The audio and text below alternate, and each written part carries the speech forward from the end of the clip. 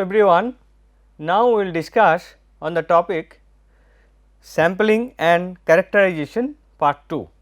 In the previous class we have discussed that sampling is very important for the analysis of environmental parameters like say air, water and soil samples, and we have discussed about the sampling methods for air, and in this class we will discuss sampling and measurement of water samples and parameters for analysis, then different analytical methods which are used to measure different parameters, that will be discussed. Some of those like say DO measurement, then BOD measurement, COD measurement, TOC measurement and bacteriological measurement. Like air, we can also use the graph sampling and composite sampling. In case of water sampling, we can use graph sampling and composite sampling method. So, graph sampling means within very small time duration we will be collecting the water sample, and composite sampling, that indicates basically we will be collecting number of graph samples after certain interval of times, and then we will be mixing it and get the mixture of it. Now, we will see the graph sample represent prevailing conditions of sampling, thus cannot be used as the basis of treatment. However, are useful in determining the effects of extreme conditions of the waste during the time composite samples are being collected, or when the wastewater flow is intermittent, a minimum volume of 1-2 liter is collected. And collecting individual samples at frequent intervals and mixing them together, that is called composite sampling, can be collected manually or with automatic samplers. In an automatic device, the sample pickup line is generally placed below the surface of the water to obtain as representative a sample as possible. Collection volume is 2 to 4 liters. Now, time allowed between collection and analysis of sample depends on the nature of the sample, the type of analysis to be made and conditions of storage. So, we may get the sample, then we have to get the quality parameters. So, different quality parameters we have to get it analyzed within certain time period, that is the matter of questions, and we will see. For BOD, it can be stored at refrigeration at 4 degree centigrade, and the holding time is 6 hours, maximum 6 hours. Within 6 hours it is recommended to test the sample or analyze the sample for BOD. Similarly, for COD within 7 days, and the preservation method is 2 ml H2SO4 per liter, and then color, it can be refrigerated at 4 degree centigrade and 24-hour holding time. Cyanide, pH of the sample raised to 10 or higher with NaOH and 24-hour holding time. Fluoride, nothing is required, but within 7 days we need to analyze. And metals, no specific preservation, sample should be acidified, and within 6 months we need to analyze for the metals.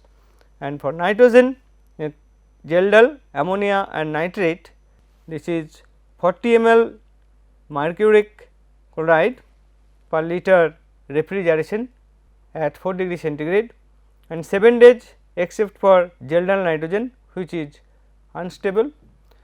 So, phenol, it is for 24-hour holding time, and 1 gram CuSO4 per liter plus H3PO4 to lower pH to less than 4 and refrigeration at 4 degree centigrade. Similarly, phosphorus, we can use 40 ml AgCl2 per liter refrigeration at 4 degree centigrade and 7 days holding period, and sulphide 2 ml zinc acetate per liter and then 7 days holding period.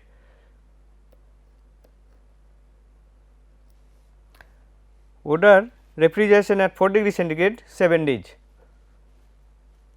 Turbidity, no preservation needed for 7 days holding period, and coliform bacteria 37-hour holding period and sterilized bottle, no specific preservative and refrigeration at 4 degree centigrade. So, these are the different methods and holding period for the analysis of different types of parameters. Now, if we see the quality parameters, these are mentioned here, like say total solids, the total dissolved solid, total suspended solids, temperature, taste, odor and color. These are our physical properties, and hardness, biological, chemical oxygen demand, nutrients and heavy metals, total organic carbon and dissolved oxygen. These are other important properties, those are chemical properties. So, we will be discussing how to measure these parameters.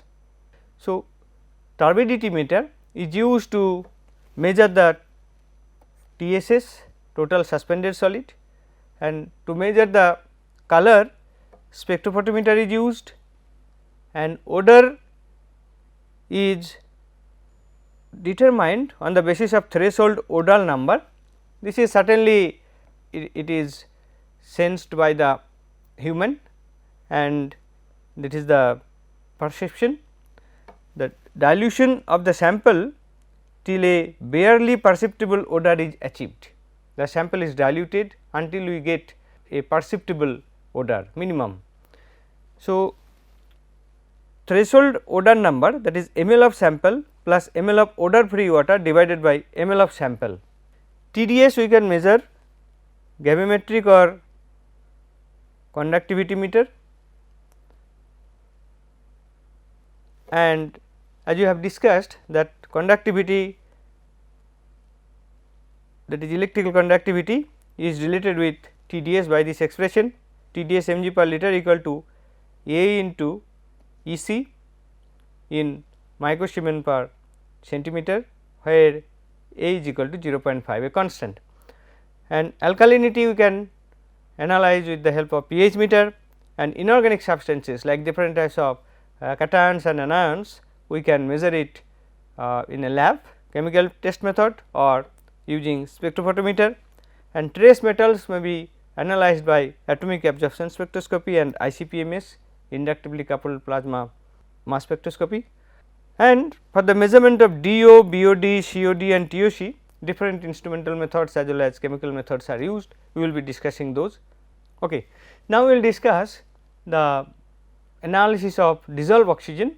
So, dissolved oxygen can be analyzed by chemical method as well as some instrumental method.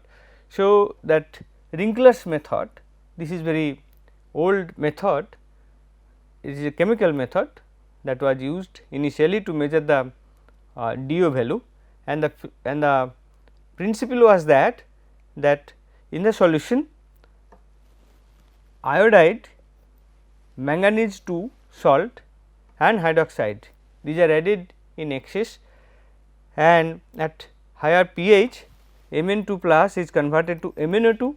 So, that MnO2 is precipitated and that is dissolved further with in presence of acid. So, then when it is dissolved with acid, then iodide is converted to iodine. Now, this iodine is further titrated against the sodium thiosulphate, and then this is the reaction. So, we can find out the end point by using starch indicator. So, if we know the how much iodine is liberated, then we can guess how much oxygen was present, because if we see the stoichiometry. So, here if we see the stoichiometry, here 1 mole of iodine is produced from 1 mole of MnO2 and 1 mole of MnO2 is produced from 1 mole of oxygen. So, how much oxygen is generated, how much oxygen was used to convert this iodide to iodine, that is equal, that means mole of iodine is equal to mole of oxygen. So, after determining the number of moles of iodine produced, we can work out the number of moles of oxygen molecules present in the original water sample, but in this case there may be some possibility of interferences, like say nitrites of iron in +2 state in original solution can interfere with the original DO determination, and suspended solids can also interfere, and use of azide, permanganate and alum are made to remove the interference due to nitrite, ferrous iron and suspended solids respectively. And for instrumental analysis, some DO analyzer is available. So, in this case one electrode is used as shown here. So, inside this electrode we have one electrolytes, that is AgCl and HCl, KCl and AgCl, KCl and AgCl, and when it is the electrode is put into the water sample which we need to analyze. So, oxygen present in the water will diffuse through this membrane, oxygen can be diffused through it because it will be having higher pressure outside this electrode, and then when oxygen is coming here there will be some reaction inside. Say we have anode and cathode inside this. So, gold cathode and silver anode. So, silver anode when it is KCl we are using in acidic media. So, it will give us this type of reactions Ag plus HCl. So, AgCl plus E minus plus H plus. So, which E minus is generated here in the anode. So, when oxygen is coming to this electrolyte, so that oxygen at the cathode will react with electron and H2O and give OH minus.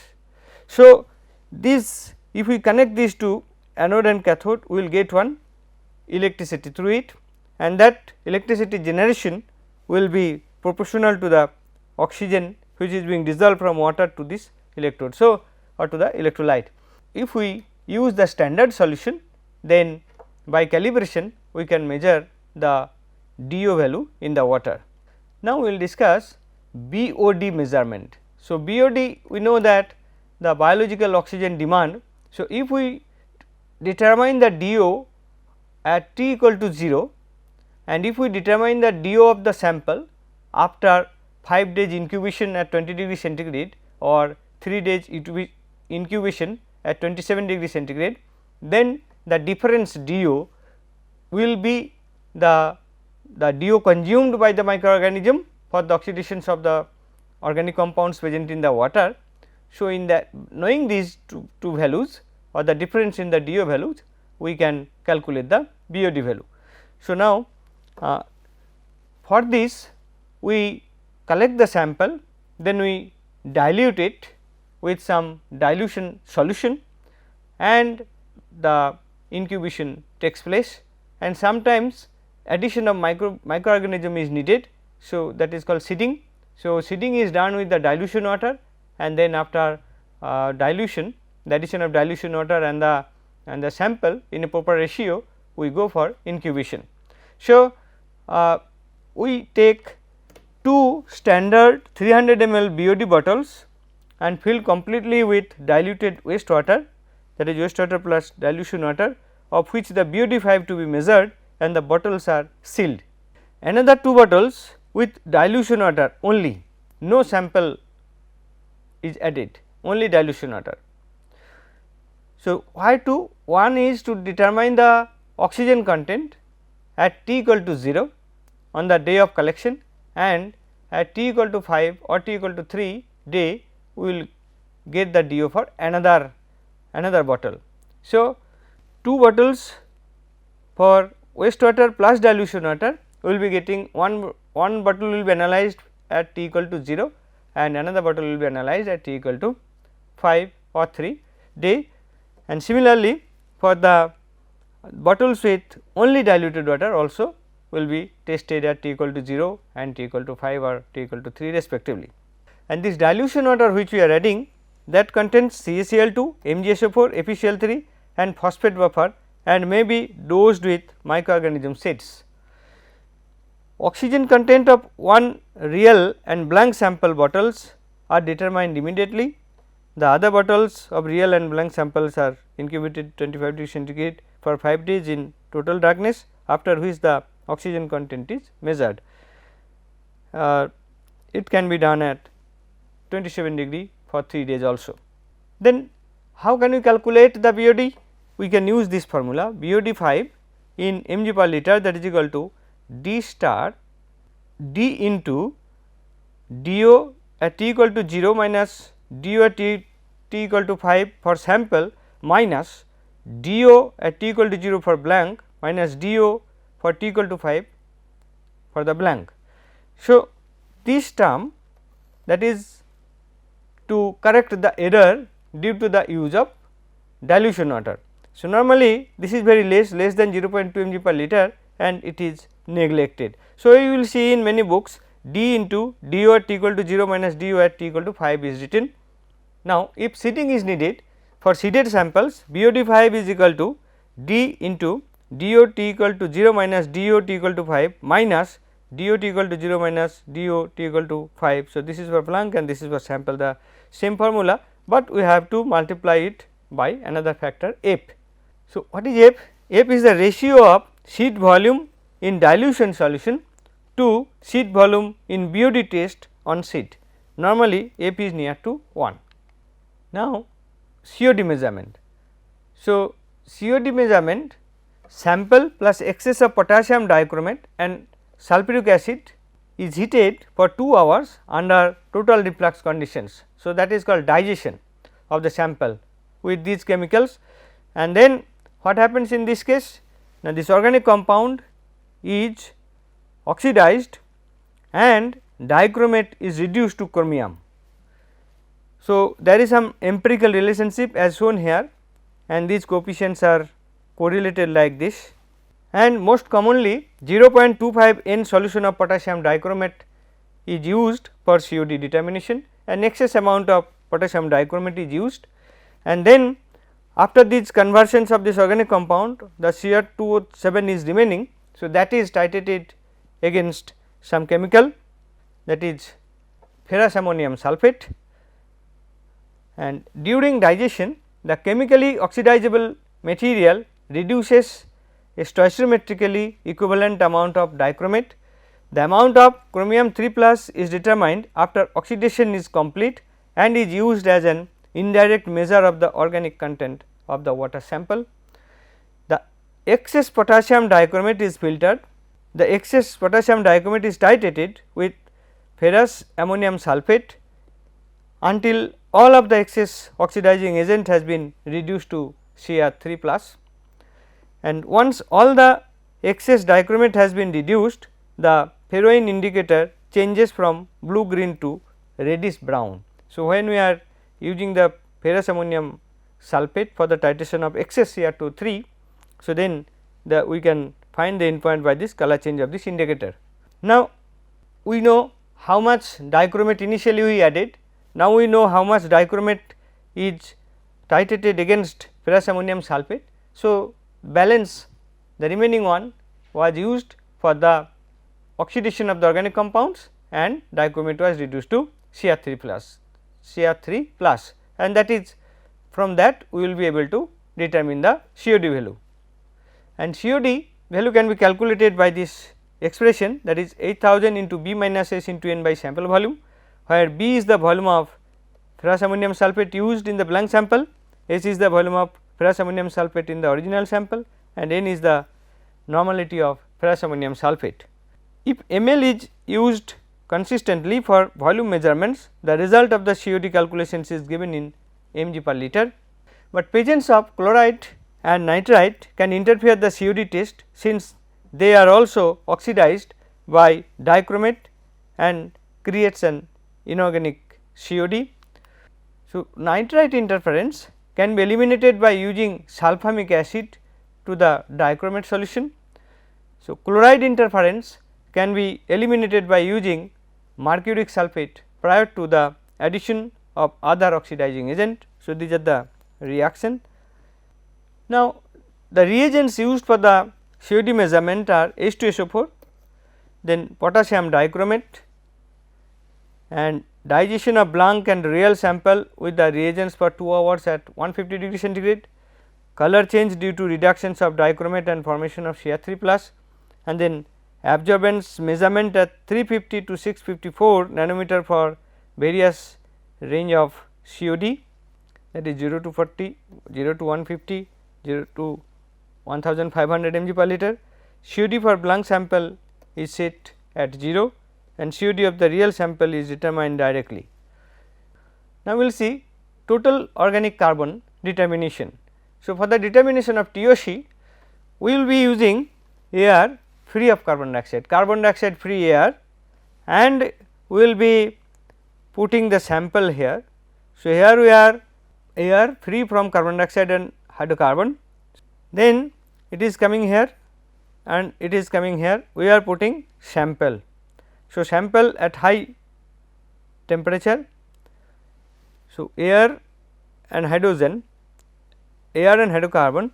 So, this will give us high temperature here, we are putting the samples, and then when we are getting the around 900 degree centigrade. So, then our organic compounds present in it, that will be converted to carbon dioxide.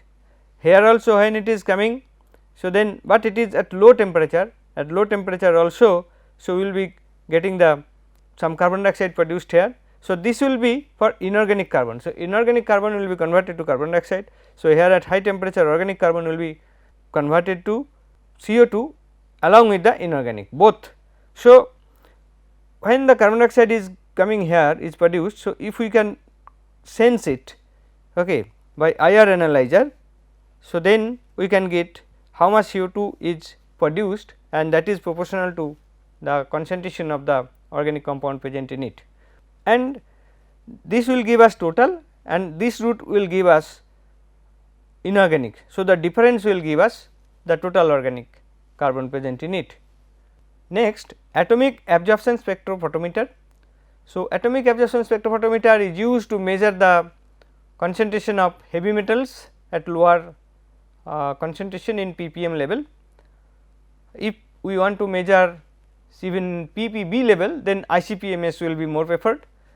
So, in this case of atomic absorption spectroscopy, the working principle is Lambert-Beer's law, so that is A equal to epsilon into B into C, that epsilon is the wavelength dependent molar absorptivity coefficient, B is path length, C is analyte concentration, and in this case we need one monochromatic light. So, then and here we are having sample. So, it will be atomized. So, light will pass through it, then it will be separated, and the one prism will be used, and then there will be some photo tube. So, from the intensity we will be able to measure the concentration of the heavy metals present in it, and different lamps will be used for different heavy metals present in the sample.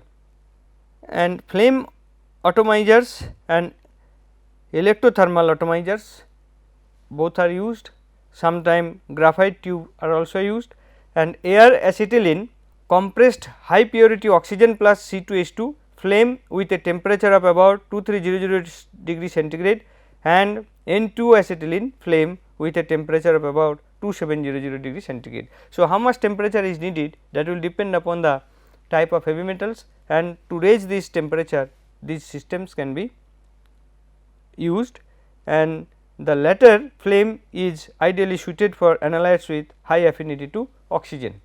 And this is a calibration graph. So, concentration versus absorbance. So, these are known concentration. So, then after knowing the absorbance of any unknown value, we can get the value of concentration of it by using this formula or this graph.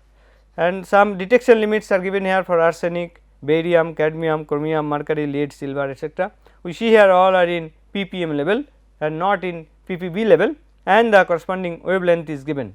So, different lamps we have to use to generate the light of this wavelength. And now, we will discuss the bacteriological measurement. So, most probable number, how many microbes are present in the water, that we can determine. by some methods, that is bacteriological measurement. So, membrane filter technique. So, we can filter the sample through a membrane, and then we can the material which is available on the surface of the membrane, that can be transferred into the broth, and then it can be grown, and the number of colony can be counted. And known value of water sample is passed through the filter having very small pores. Coliform bacteria are captured in filter, and the filter is then exposed to nutrients which promote the growth of coliform while inhibiting that of other organisms. After 24 or 48 hours of incubation, the number of coliform colonies is counted and their density is determined in terms of total coliforms per 100 ml. The coliform colonies appear pink color and their count is made with the aid of an optical device. MPN, most probable number techniques. So, the statistical estimation of the density of coliform organisms and is based on the examination of a number of portions of different sizes of the water sample for the presence of coliforms, and this expression is used. So, here y is the probability of occurrence of a particular result, and lambda is the concentration of coliforms per ml, and N1, N2, N3 are the size of the portions examined, that is ml, and P R T number of portions of representative sizes giving positive results, and lambda and A is the constant for any particular set of conditions and therefore omitted for computing lambda. The MPN is that value of lambda which gives a maximum value of y. One some example if we see, if we take, then it will be very clear.